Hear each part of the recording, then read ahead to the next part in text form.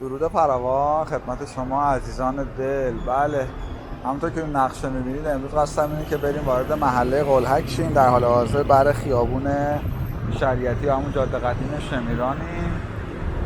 قلهک یکی از محله‌های خیلی قدیمی تهرانه، یا شاید میشه گفت در قدیم یکی از دهه‌های قدیمی تهران محسوب میشه. همونطور که حتی از اسم بعضی خیابون‌های معروفش معلومه، مثل کوچه ده که الان شده کوچه سجاد یا کوچه تلفنخانه یا همون الان شده یزدانیان. این جزو محله‌های خیلی قدیمی محسوب میشه. حالا ترافیک خیلی شدیدی هم داره. با هم همراه باشیم و بریم ببینیم روزمون چطوره. اول بریم اون دست خیابون، بعدم میریم وارد محله قلهک میشیم. میدونید که محله قلهک واقع شده در منطقه شهرداری 3. از شرقش به محله دروس، از غرب به محله الهیه، جنوب داوودیه، شمال فکر میکنم نزدیک قلهک. خیلی ها اینجا ساکن بودن عزیزان، من متوجه شدم از تو کامنت ها و نظرات. جز محله های خیلی خوب. حالا با هم دیگه میریم داخل محلش رو بیشتر باش آشنا میشیم.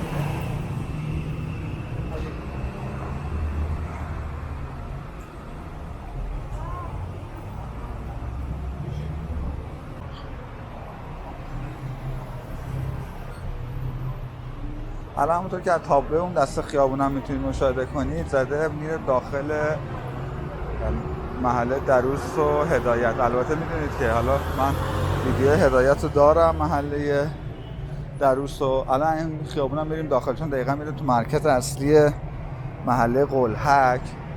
حالا قبل اینکه وارد بشیم یه نیم نگاهی به همین خیابون شریعتی همیشه شلوغ خودمون بندازیم.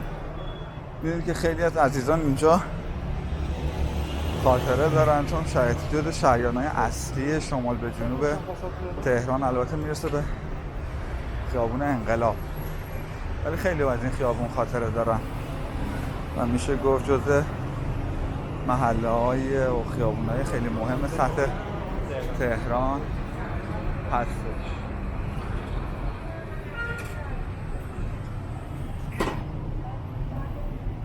میدونید که محله قلهک به تازگی تقریبا تو این چند سال اخیر مترو قلهک هم هست، یکی از دسترسی‌های خوبی که واسه این محله در نظر گرفته شده، مخصوصا واسه عزیزانی که میخوان از ترافیک فرار کنن.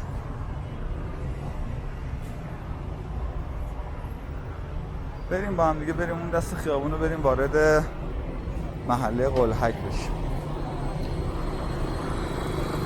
شمال به جنوب خیابون شریعتی میریم بالا به سمت شماله و به سمت جنوب.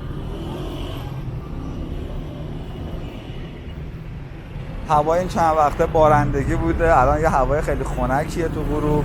خیلی از عزیزان زدن بیرون و دارن لذت میبرن.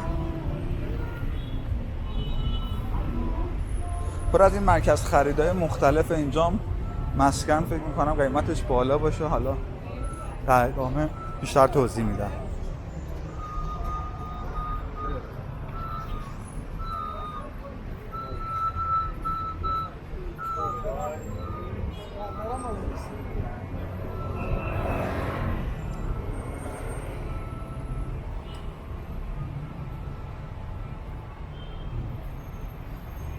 میدونید یکی از داستانه جالب از اسم قلهک، میدونید که اون کاف آخر تو زبان فارسی به معنای کوچکه، قله کوچک، همون برگرفته از همون قلک.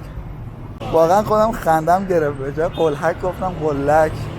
آگه تا اینو حذف نکنم کنار هم دیگه. میبینید واقعا آدم توپق میزنه وقتی که فعل بدایه صحبت میکنه.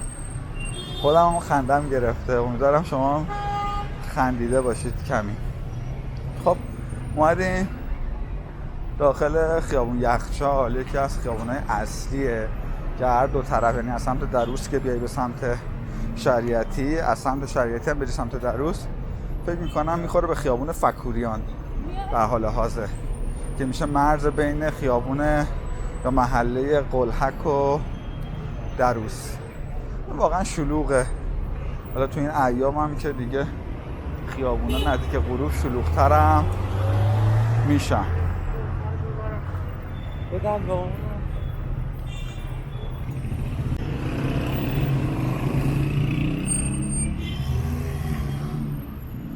پیاده رو تقریبا عریضی داره. یه بچه گربه هم که داره اینجا بازی میکنه، میپره پایین میاد بالا.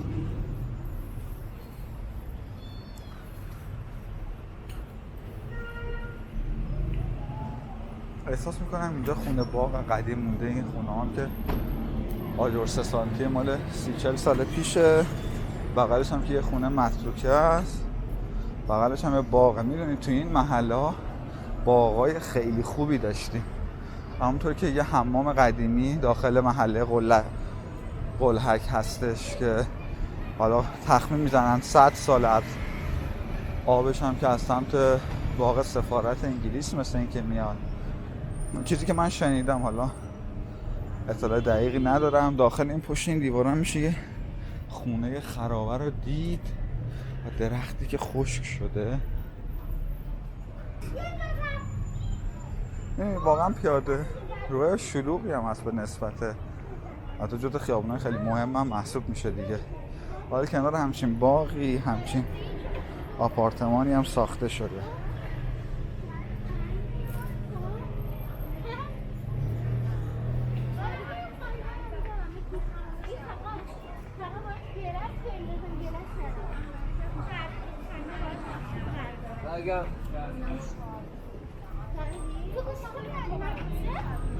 میدونید اینجا مثل خیابون ولیعصر از چنارهای خیلی قدیمی برخورداره. الان میبینید حتی وسط پیاده رو هست.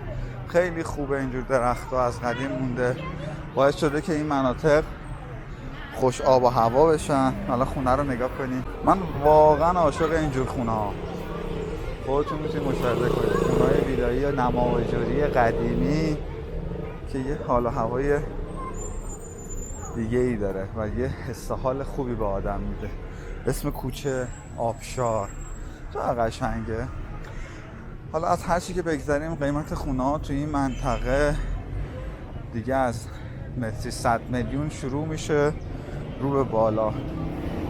میگم تقریبا مناطق شمالی تهران همه توی یه قیمت بستگی به سازنده اون کوچه ای که اینجا هم که یه بوستانه. خودتون میتونید مشاهده کنید و ببینید. حالا اسمشو من نمیدونم، چیزی هم ننوشته، ولی احتمالا خیلی از شما عزیزان اینجا خاطره دارید. هوای خیلی خنکی هم داره داخل بوستان.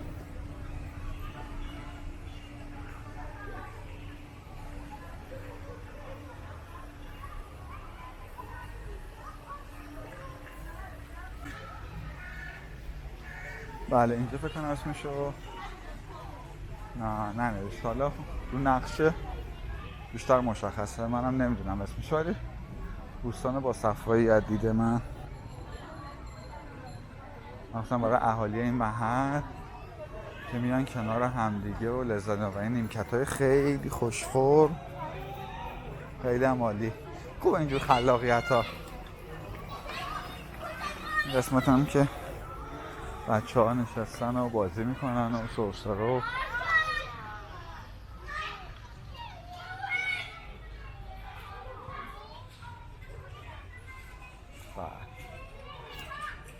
جالب بود. برگردیم بریم داخل خیابون و به پیاده رویمون ادامه بدیم.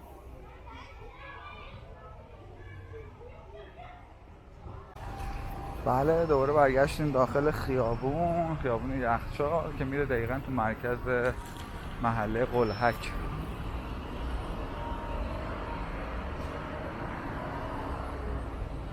این کافه هم که مطمئناً شبا محل دنجه برای جوانای این ناحیه، بچهای محل اینجا.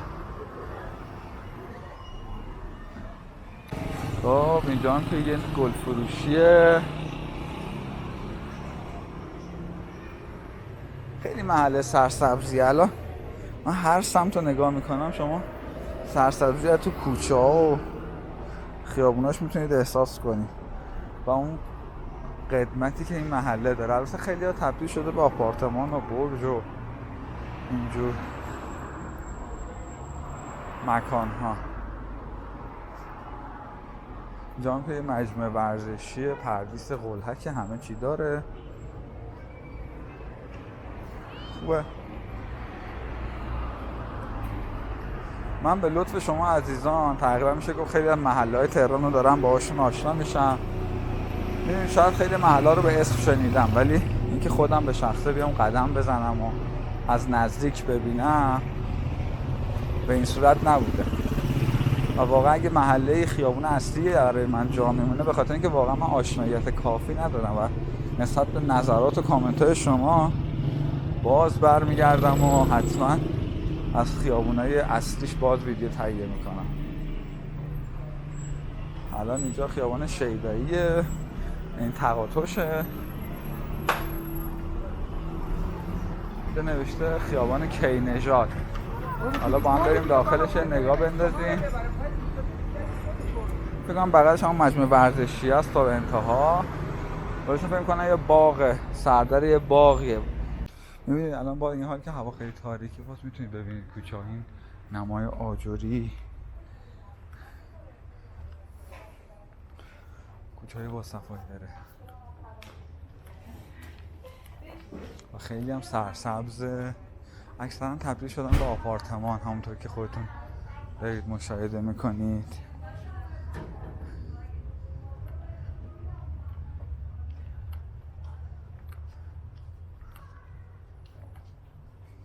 برگردیم بریم داخل خیابون فکوری و بعد از حضورتون مرخص میشه. همونطور که میبینید همین خیابون یخچال مستقیم بریم میره میخوره به پاسداران، یکی از مناطق شمال شرقی تهران. اینجا فکوریان مرز بین محله دروس و قلهک هستش.